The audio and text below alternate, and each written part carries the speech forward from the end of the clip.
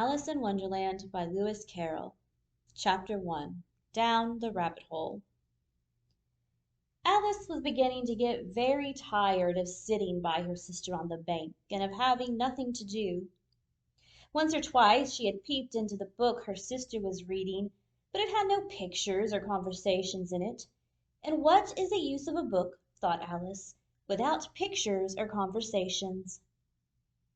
So she was considering in her own mind, as well as she could, for the hot day made her feel very sleepy and stupid, whether the pleasure of making a daisy chain would be worth the trouble of getting up and picking the daisies, when suddenly a white rabbit with pink eyes ran close by her. There was nothing so very remarkable in that, nor did Alice think it so very much out of the way to hear the rabbit say to itself, oh dear, I shall be too late." When she thought it over afterward, it occurred to her that she ought to have wondered at this, but at the time it all seemed quite natural. But when the rabbit actually took a watch out of its waistcoat pocket and looked at it, and then hurried on, Alice started to her feet, for it flashed across her mind that she had never before seen a rabbit with either a waistcoat pocket or a watch to take out of it. And burning with curiosity, she ran across the field after it, and was just in time to see it pop down a large rabbit hole under the hedge. In another moment down went Alice after it, never once considering how in the world she was to get out again. The rabbit hole went straight on like a tunnel for some way, and then dipped suddenly down, so suddenly that Alice had not a moment to think about stopping herself before she found herself falling down what seemed to be a very deep well. Either the well was very deep, or she fell very slowly, for she had plenty of time as she went down to look about her, and to wonder what was going to happen next. First she tried to look down and make out what she was coming to, but it was too dark to see anything. Then she looked at the sides of the well and noticed that they were filled with cupboards and bookshelves. Here and there she saw maps and pictures hung upon pegs. She took down a jar from one of the shelves as she passed. It was labeled orange marmalade, but to her great disappointment it was empty. She did not like to drop the jar for fear of killing somebody underneath, so managed to put it into one of the cupboards as she fell past it. Well, thought Alice to herself, after such a fall as this, I shall think nothing of tumbling downstairs. How brave they'll all think of me at home! Why, I wouldn't say anything about it even if I fell off the top of the house, which was very likely true. Down, down, down, would the fall never come to an end? I wonder how many miles I've fallen by this time, she said aloud. I must be getting somewhere near the center of the earth. Let me see. That would be 4,000 miles down, I think. For you see, Alice had learned several things of this sort in her lessons in the schoolroom. And though this was not a very good opportunity for showing off her knowledge, as there was no one to listen to her, still it was good practice to say it over. Yes, that's about the right distance. But then I wonder what latitude or longitude I've got to. Alice had not the slightest idea what latitude was, or longitude either, but she thought they were nice, grand words to say. Presently she began again. I wonder if I shall fall right through the earth. How funny it'll seem to come out among the people that walk with their heads downward. The antipathies, I think. She was rather glad there was no one listening this time, as it didn't sound at all the right word. But I shall have to ask them what the name of the country is, you know. Please, ma'am, is this New Zealand or Australia? And she tried to curtsy as she spoke. Fancy curtsying as you're falling through the air. Do you think you could manage it? And what an ignorant little girl she'll think me for asking. No, it'll never do to ask. Perhaps I shall see it written up somewhere. Down, down, down. There was nothing else to do, so Alice soon began talking again. Dinah will miss me very much tonight, I should think. Dinah was the cat. I hope they'll remember her saucer of milk at tea time. Dinah, my dear, I wish you were down here with me.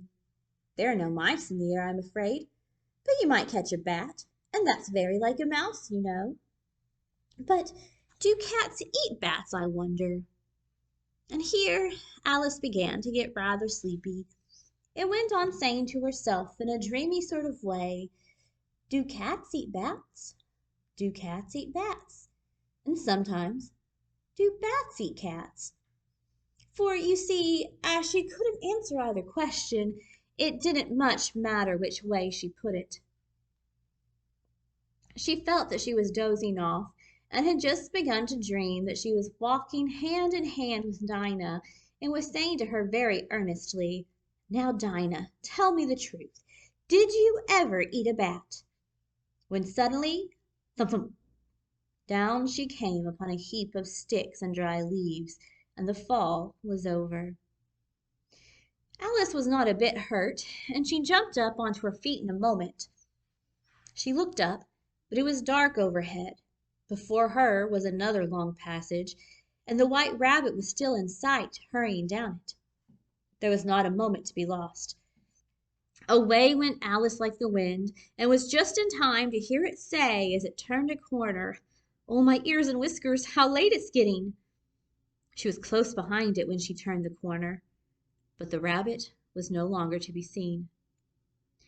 She found herself in a long, low hall, which was lit up by a row of lamps hanging from the roof. There were doors all around the hall, but they were all locked, and when Alice had been all the way down one side and up the other, trying every door, she walked sadly down the middle, wondering how she was ever to get out again. Suddenly she came upon a little three-legged table, all made of solid glass. There was nothing on it but a tiny golden key, and Alice's first idea was that this might belong to one of the doors of the hall.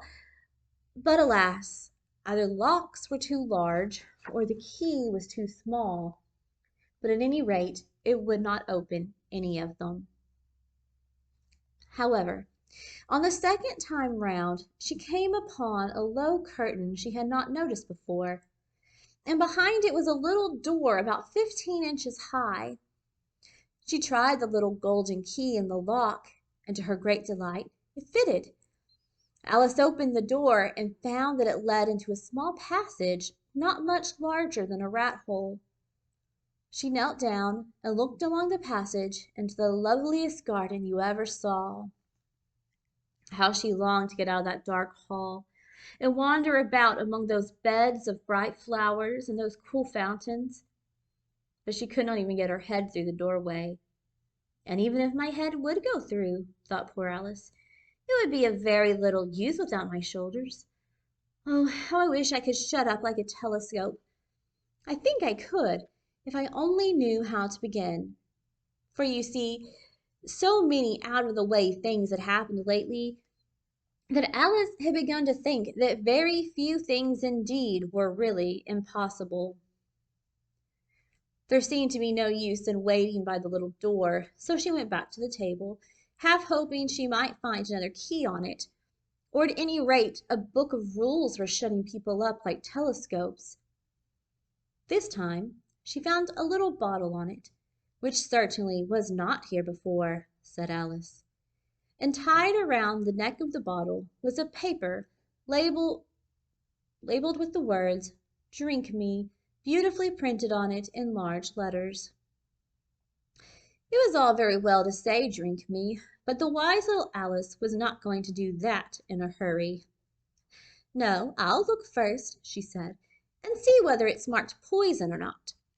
For she had read several nice little stories about children who had got burnt and eaten up by wild beasts and other unpleasant things.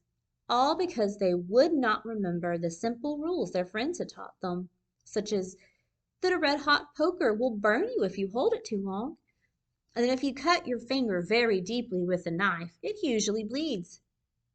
And she had never forgotten that if you drink much from a bottle marked poison, it is almost certain to disagree with you sooner or later. However, this bottle was not marked poison, so Alice ventured to taste it, and finding it very nice, it had in fact a sort of mixed flavor of cherry tart, custard, pineapple, roast turkey, toffee, and hot buttered toast. She very soon finished it off. "What a curious feeling," said Alice. "I must be shutting up like a telescope." And so it was indeed. She was now only 10 inches high, and her face brightened up at the thought that she was now the right size for going through the little door into that lovely garden. First, however, she waited for a few minutes to see if she was going to shrink any further. She felt a little nervous about this. "For it might end, you know," said Alice to herself, "in my going out altogether, like a candle. I wonder what I should be like then." And she tried to fancy what the flame of a candle looks like after the candle is blown out, for she could not remember ever having seen such a thing. After a while, finding that nothing more happened, she decided on going into the garden at once. But alas for poor Alice! When she got to the door, she found she had forgotten the little golden key, and when she went back to the table for it, she found she could not possibly reach it. She could see quite plainly through the glass, and she tried her best to climb up one of the legs of the table, but it was too slippery, and when she had tired herself out with trying, the poor little thing sat down and cried. "Come, there's no use in crying like that," said Alice to herself rather sharply. "I advise you to leave off this minute." She generally gave herself very good advice, though she very seldom followed it, and sometimes she scolded herself so severely as to bring tears into her own eyes. And once she remembered trying to box her own ears for having cheated herself in a game of croquet. For this curious child was very fond of pretending to be two people. "But it's no use now," thought poor Alice, "to pretend to be two people. Why, there's hardly enough of me left to make one respectable person." Soon her eye fell upon a little glass box that was lying under the table. She opened it, and found in it a very small cake on which the words "Eat me" were beautifully marked in currants. "Well, I'll eat it," said Alice, "and if it makes me grow larger I can reach the key, and if it makes me grow smaller I can creep under the door. So either way I'll get into the garden, and I don't care what happens." She ate a little bit, and said anxiously to herself, "Which way, which way?" holding her hand on the top of her head to feel which way it was growing, and she was quite surprised to find that she remained the same size. To be sure, this generally happens when one eats cake, but Alice had got so much into the way of expecting nothing but out of the way things to happen, that it seemed quite dull and stupid for life to go on in the common way. So she set to work, and very soon finished off the cake.